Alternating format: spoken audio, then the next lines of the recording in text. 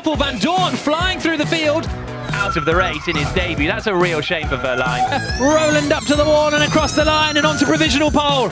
Maxi Guenther in the other dragon. He's pulled that out of nowhere. Wow. Gary Paffett with a brilliant lap. It's Sims! Alexander Sims takes pole for BMW.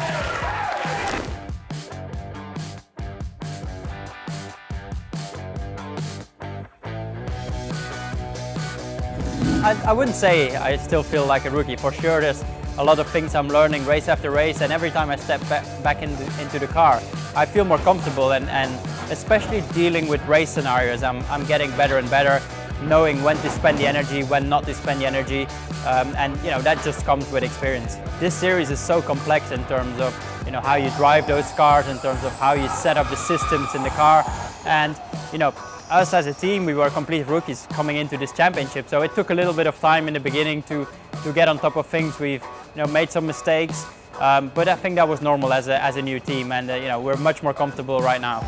And we go green in Rome. It's a pretty decent start from Stoffel Vandoorne flying through the field.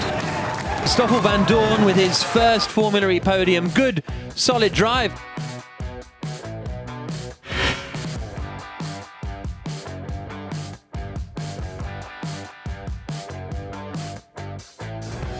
It's a learning process and you learn a lot, so every track is new for me, so every weekend starts from zero. My very first race was not even one corner. The Grassi crashed into my back and I had to retire. Yeah, that was disappointing, I remember.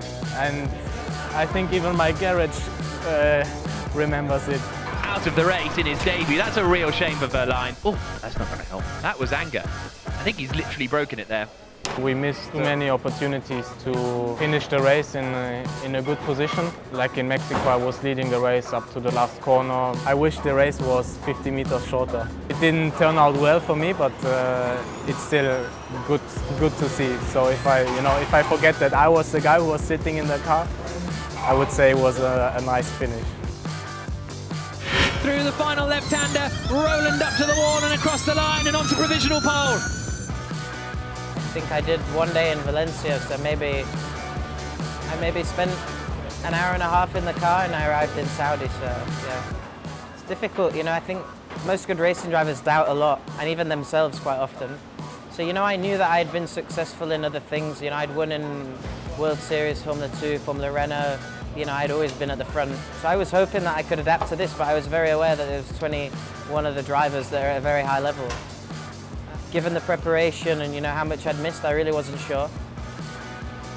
In the end it came together quite well, and I was quietly surprised, and then the moment I knew that I was quite fast, then I started to gain confidence, and I could turn that into a bit of consistency. I've established myself in Formula E, and I'm really enjoying it. I've had 3 poles in one season, let alone for anybody. That's a pretty good record.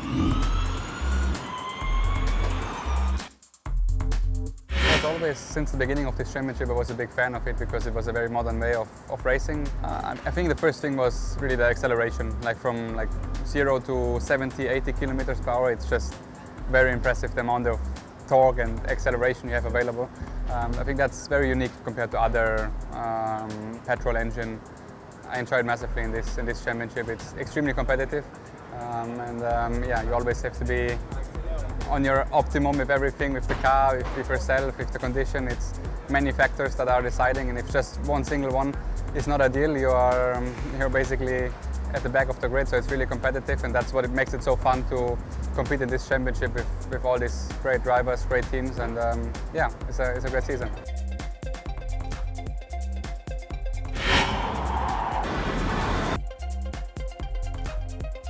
Gary Paffett with a brilliant lap.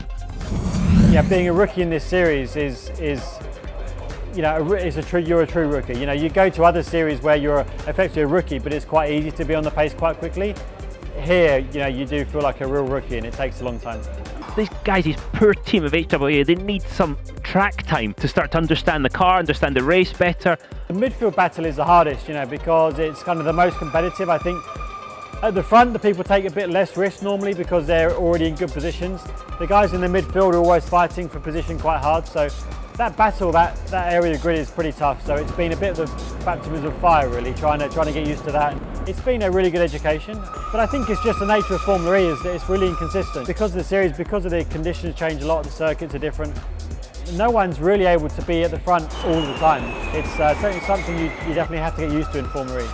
Here comes Sims through the final corner. It'll be Sims is on it. Sims or Freins for their first Formula E pole. It's Sims! Alexander Sims takes pole for BMW! The first few races I felt very much like a rookie. Many times I remember going into the qualifying session or the race session and really not knowing a huge amount in terms of what my plan was for, say, warming up the brakes and tyres in qualifying, or the approach at the start of the race with cold brakes, cold tyres.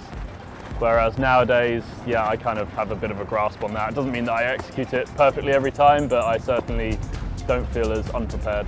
The championship has been everything I expected it to be in terms of an incredibly high level of competition. A lot happening during the year, lots of ups and downs, lots of things to learn, and yeah, just so different to every other form of motorsport that I've been involved in growing up.